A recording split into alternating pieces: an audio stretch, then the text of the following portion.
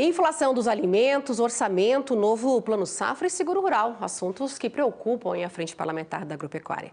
E aqui nos nossos estúdios eu recebo agora o deputado federal Pedro Lupion, que é presidente da FPA. Muito bem-vindo, deputado. Obrigado pelo espaço. Prazer em tê-lo aqui.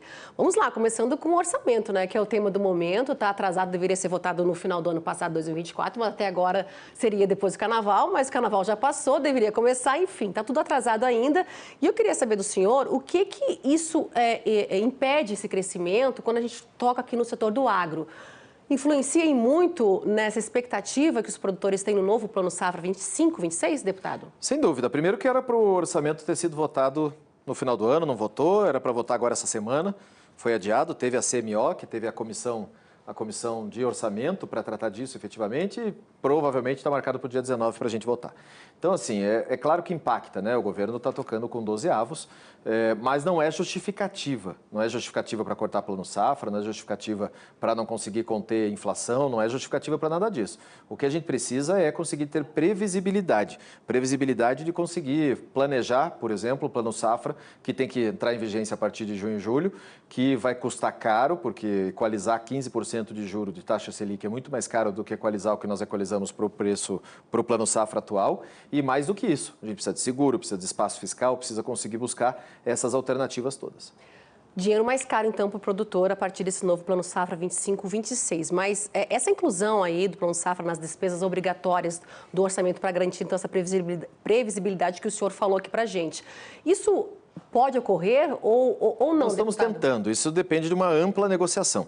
Qual que é o grande problema do Plano Safra? O Plano Safra ele foi concebido lá atrás quando o Brasil tinha uma safra só. Então a gente começava a planejar ele para a safra de verão. Meio do ano estava tranquilo porque ia usar o dinheiro só no final do ano. Como nós temos duas e algumas regiões, inclusive 3 safras, o produtor está agora se viabilizando para o plantio de inverno, para a dita safrinha, que não é mais safrinha, que agora é segunda safra. Mas a gente precisava conseguir puxar o plano safra para o começo do ano para ser planejado junto com a PELOA, junto com a lei orçamentária anual, junto com o plano plurianual, junto com o orçamento do ano, para que a gente tenha o recurso inteiro garantido. Nós estamos tentando negociar na comissão de orçamento com emendas, tem emenda minha, tem emenda da senadora Tereza Cristina, tem emenda de outros parlamentares nossos da FPA, para que a gente consiga colocar o plano safra como é nos Estados Unidos, como é no México, como é na Índia, na Alemanha, que é um plano efetivamente de Estado e que ele está presente na peça orçamentária para garantir esses recursos. Vamos lá, o plano safra, lembrando, ele está cada dia menos para aqueles que têm condições e cada dia mais para os que precisam, que são produtores de alimento de fato, né? Hoje você pega um produtor, pequeno produtor, lá do meu estado, Paraná, por exemplo, que tem uma granja de frango, ele é um pequeno proprietário com uma grande produção. Ele precisa se viabilizar, ele precisa conseguir acessar com as garantias que ele tem. Então a gente tem que buscar isso para conseguir deixar alimento barato, que é o tema do momento, fazer com que o produtor continue tendo renda e, obviamente, baixar o custo de produção. Pois é, deputado, eu estava conversando agora com a FAEP, lá inclusive do seu estado, eles estavam falando, né, nesse pleito aí do setor, em buscar para o seguro rural 4 bilhões de reais, não é uma receita simples, a gente sabe disso, né, também eles me disseram que não seria suficiente para atender essa demanda, 567 bilhões de reais aí para o Plano Safra. Diante disso tudo, vamos falar de seguro rural. Esses 4 bi, a gente viu em relação ao ano passado, vindo bem menos, não é? Seria suficiente esses 4 bi para atender, mas diante dessa realidade toda que a gente sabe aqui, como é que fica o seguro rural? Veja, vamos lá.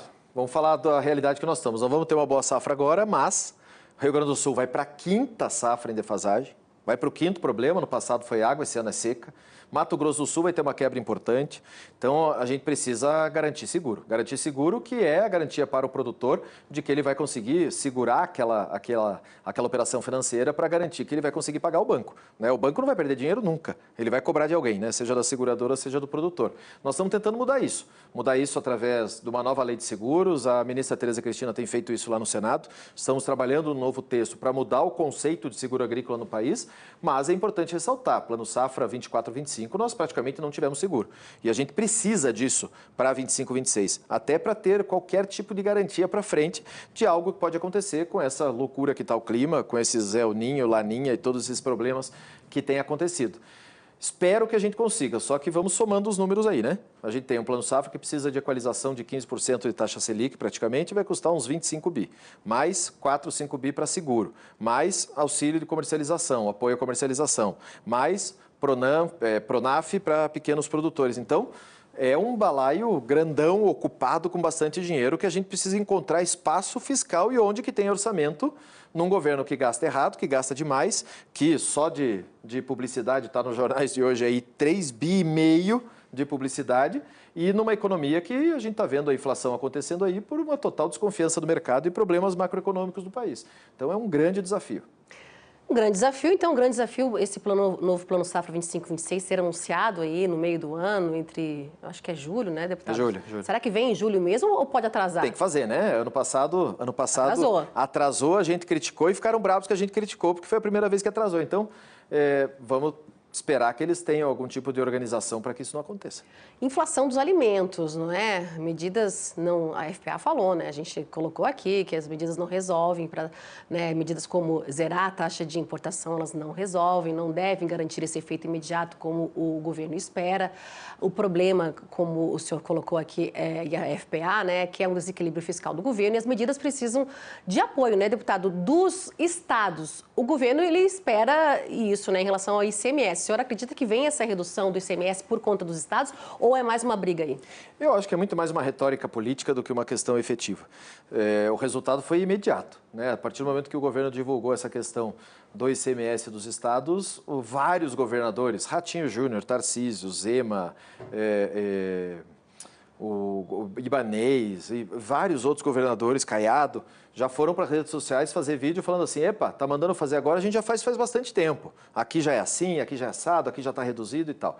A verdade é que o que a gente esperava, e o Brasil inteiro esperava, é que o governo, fazendo todo o mistério de um anúncio para conter preço de alimentos, anunciasse medidas efetivas, medidas que o governo federal faria para atendê-lo. Não chamar o setor para a mesa, exigir que o setor industrial, que foi quem participou da discussão, tomasse medidas, ou, muito mais do que isso, que os estados ficassem com essa responsabilidade. A gente precisa diminuir máquina pública, diminuir gasto público, gastar direito, fazer com que o déficit público seja cada dia menor, criar confiança no mercado, equilibrar essa questão dos juros. Antes a crítica era o Banco Central, agora não tem mais Banco Central para criticar, porque é o deles que está lá, e agora eles têm que arrumar um outro culpado para criticar, aí jogar a culpa lá no Congresso, que era orçamento. Então, tem toda uma retórica política e que o timing é perfeito, não tem nada de acaso nisso, né? A safra vai chegar daqui a pouco nos mercados. É natural que com a safra grande que nós teremos, os preços vão baixar. Eu estava vendo, inclusive, conversando com o presidente da Abramilho esses dias, e ele me dizia exatamente isso, ele falando assim, o milho lá fora está mais caro que o milho aqui dentro. Vai importar o quê? Da mesma maneira que açúcar, café e carne, nós somos os maiores produtores mundiais com o menor custo, com o menor preço final.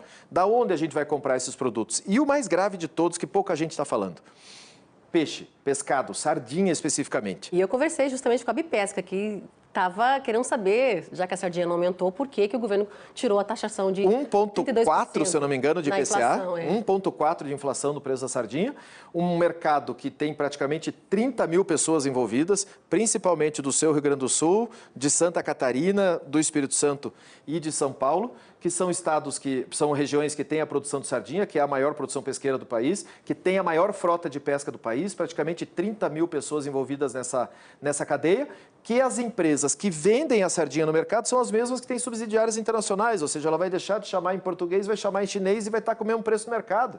Então é uma maldade, é algo completamente desorganizado e não é à toa que a sardinha internacional tem 32% de imposto desde 10 anos para cá.